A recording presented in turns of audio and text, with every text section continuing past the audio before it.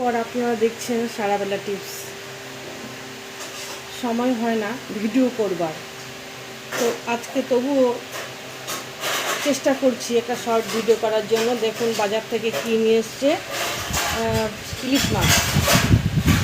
আর সামনে আমার মেয়ের জন্মদিন আসছে, শুধু কি ইলিশ মাছ আর ইলিশ মাছ তো ছিলই, আবার ইলিশ মাছ নিয়ে এসছে। দেখুন এগুলো হচ্ছে আড় মাছ। আমি এখন আড় মাছ রান্না করব। আজকে রোববার, কালকে থেকে শুরু হবে সকাল সকাল স্কুল, মানে শুরু হয়েছে কালকে থেকে, আবার মানে সানডের পরে শুরু হবে। আর এই যে নিয়ে এসছে দেখুন, এই যে ছোটো ছোটো মাছগুলো। কী করবো বলুন, তবু আমাকে ডিজিটাল পদ্ধতিতে মাছটা কাটতে হবে।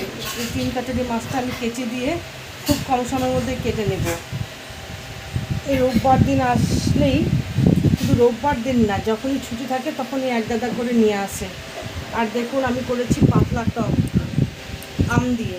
আর এবছর তো গাছের আম হয়নি, কিন্তু আমাদের বন্ধু ও আত্মীয় স্বজন ওরা প্রচুর আম দিয়েছে, কাঁচা আম। সেই আম কেটে আমি প্রেশারের সিটি দিয়ে কম সময়ে পাতলা টক করে নিয়েছি।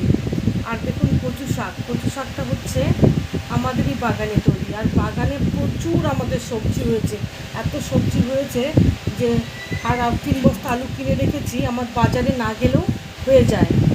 আর দেখুন এই যে কলা এনেছি, কিন্তু কলাগুলো পচে গেছে, এই জন্য কোনো টেনশন নেই। এটা দিয়ে আমি তৈরি করব কলা পিঠে।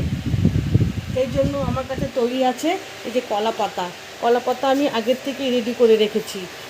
শুকিয়ে গেছে যদিও, কারণ আমরা কন্টিনিউ কলা পিঠা খাচ্ছি। কারণ এই কলা পিঠাটা এই বৈশাখ জ্যৈষ্ঠ মাসে খুব টেস্টি এবং খেতে খুব ভালো লাগে। ঠিক আছে, দেখুন আর আমি কি রান্না করেছি।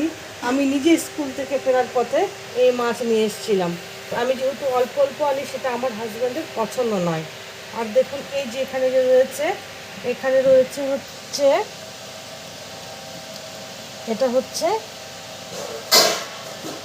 কোয়াশ ডোগা। এটা আমি ডাল দিয়ে রান্না করব।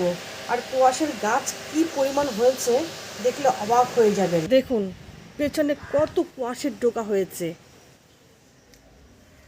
দেখছেন কত কোয়াশের ডোগা হয়েছে। এখানে আমরা কি করি, প্রতিদিনের যে ভাতের মাড় সবজি, ওটা আমরা যেখানে ফেলি সেখানে এই গাছটা লাগিয়েছিলাম। কি হয়ে গেছে তোমার? পরিষ্কার হয়ে গেছে? হ্যাঁ, সুন্দর করে করো, উঠানটা একটু করতে হবে, ঠিক আছে? হ্যাঁ ঠিক আছে, আমি দেখবো। মাঝে মাঝে লোক নিয়ে পরিষ্কার করাই, ও পরিষ্কার করছে। আমাদের পরিচিত আর প্রচুর ডাটা হয়েছে। আর এই বাগান নিয়ে শীঘ্রই ভিডিও আসছে।